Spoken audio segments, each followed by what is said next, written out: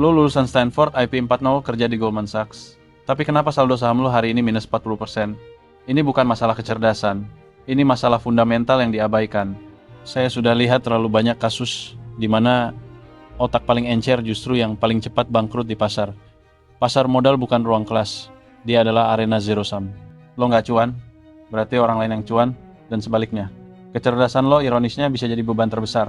Tonton sampai habis karena saya akan bongkar kebijakan out of the box yang saya terapkan saat mengatur portofolio besar di akhir video. Itu kunci lo bisa bertahan. Orang pinter terjebak pada kerangka berpikir akademis. Mereka terlalu fokus pada model matematika yang kompleks dan teori ekonomi yang rapi. Mereka sibuk menghitung beta, alfa, dan rasio PE sampai Comax 10. Tapi pasar bergerak berdasarkan likuiditas, sentimen, dan yang paling penting pergerakan modal cepat. Lo nggak bisa memodelkan fear and greed pakai Excel. Lo harus pragmatis. Ketika lo terlalu percaya pada teori, lo mengabaikan realitas di lapangan. Mereka mengidap overconfidence.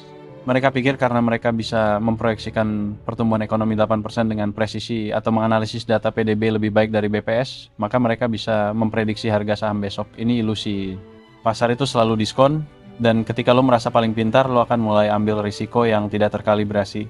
Lo percaya bahwa prediksi lo 99% benar, sehingga lo all in, padahal yang 1% itu yang membunuh portofolio lo. Itu jebakan kognitif paling berbahaya. Masalah pertama yang selalu saya soroti sebagai teknokrat adalah likuiditas miopia. Orang pintar seringkali invest di instrumen yang secara fundamental bagus, punya valuasi menarik, tapi likuiditasnya tipis. Mereka punya analisis fundamental kelas dunia, tapi saat pasar panik, saat resesi menghantam, dan semua orang butuh uang tunai, mereka tidak bisa keluar tanpa menghancurkan harga instrumen itu sendiri. Likuiditas itu raja. Kalau uang lo macet, sebagus apapun teorinya lo bangkrut. Kedua, ego. Atau yang saya sebut PhD ego. Karena mereka sudah menginvestasikan waktu bertahun-tahun untuk membangun tesis investasi, mereka sulit menerima kesalahan. Ketika pasar bilang lo salah dan harga saham turun 20%, mereka malah beli lebih banyak averaging down. Kenapa? Karena secara akademik, tesis mereka harus benar. Mereka menolak pragmatisme untuk memotong kerugian. Pasar tidak peduli gelar dokter lo. Sebelum saya kasih tahu contoh nyata kasus ini, kalau lo setuju bahwa ego lebih berbahaya dari kebodohan di pasar saham, coba komen di bawah dengan ketik ego booster. Jangan lupa subscribe channel Mau Cuan Dong biar nggak ketinggalan peluang kayak gini lagi. Ambil contoh kasus long term capital management. Hedge fund ini didirikan oleh dua peraih Nobel ekonomi. Secara intelektual, mereka tidak tertandingi. Model risiko mereka sempurna di atas kertas.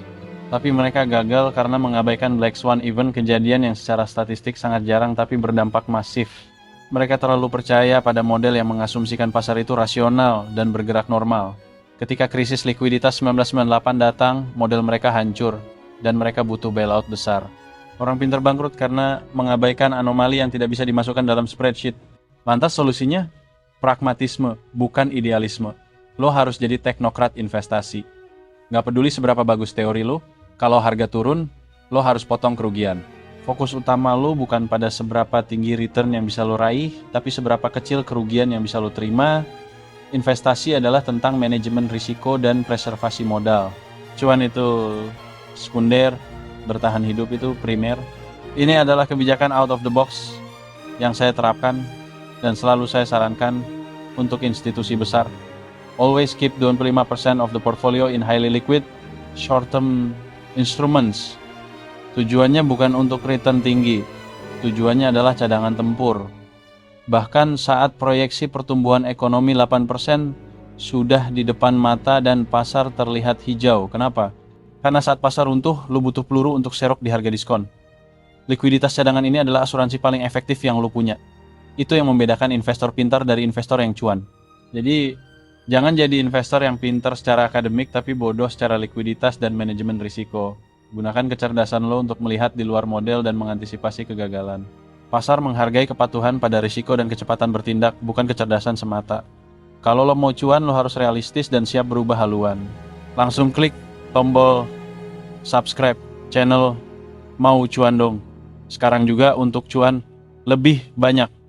Kita bahas strategi teknokratis lagi minggu depan.